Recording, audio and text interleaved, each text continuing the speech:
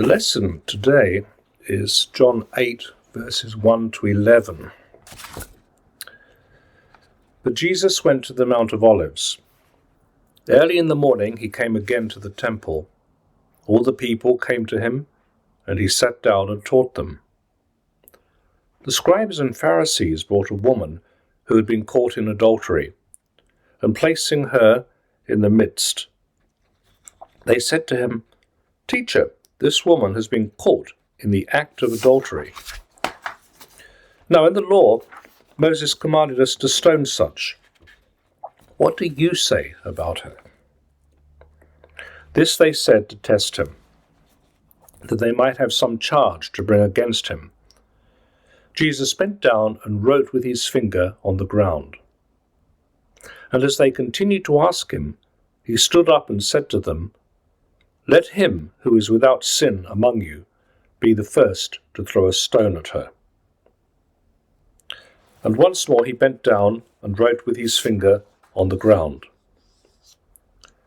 But when they heard it, they went away one by one, beginning with the eldest. And Jesus was left alone with the woman standing before him. Jesus looked up and said to her, "Woman, where are they? Has no one condemned you?" She said, "No one, Lord."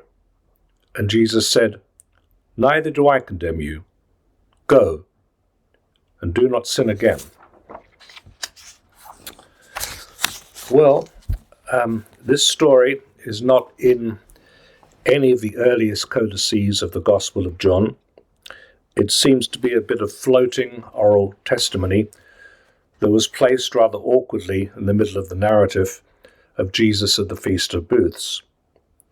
It's known as an orphan text because it has no proper home in the Gospels. Of course, even though it's not originally in John, it may well have historical roots. Even so, in the Eastern Church, it wasn't preached on for the first 1,000 years or commented on. And it's been unsettling to the church, particularly the early church, because it contravenes the normal rites of reconciliation, because there's no penance given to the woman. We're told that early in the morning, Jesus came again to the temple, and he taught there. He sat down.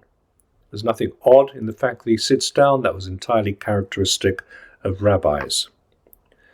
The scribes and the Pharisees bring a woman who had been caught in the act of adultery and put her before him.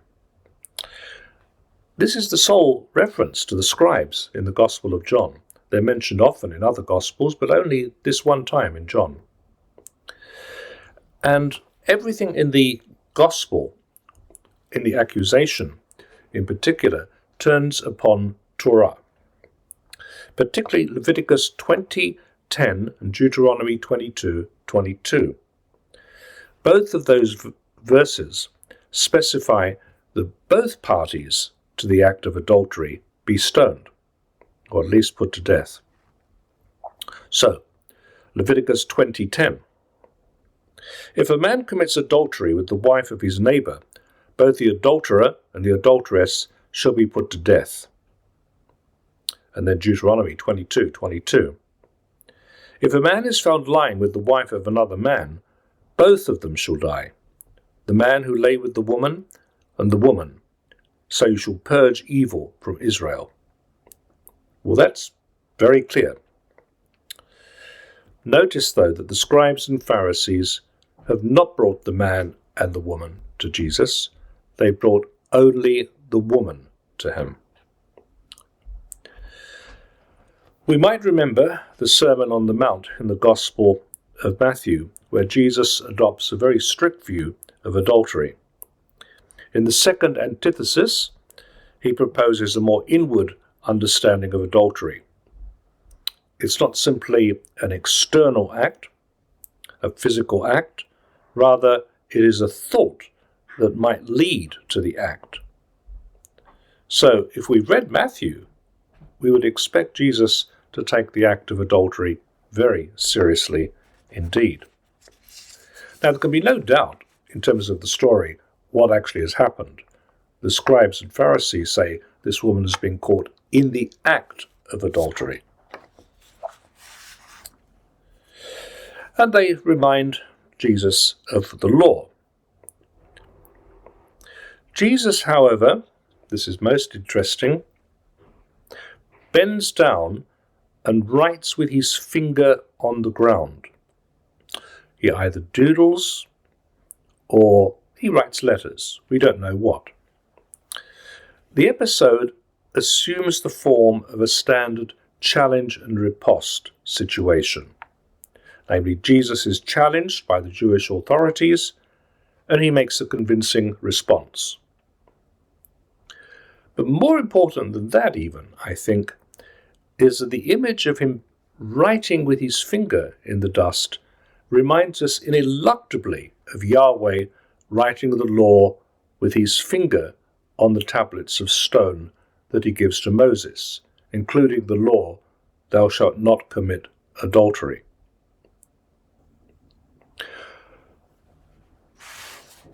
The scribes and Pharisees keep asking him what his judgment is, and he says, "Let him who is without sin among you be the first to throw a stone at her."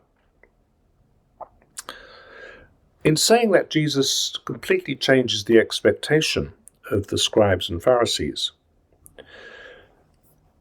Deuteronomy 17 verse 7 specifies that the witnesses to the act of adultery should be the first to cast stones. But Jesus doesn't say, "Let those who are witnesses cast stones." He said, "Let those of you who are without sin cast stones." So Deuteronomy 17:17 reads, "The hand of the witnesses should be first against him to put him to death, and afterward the hand of all the people. So you shall purge the evil from the midst of you."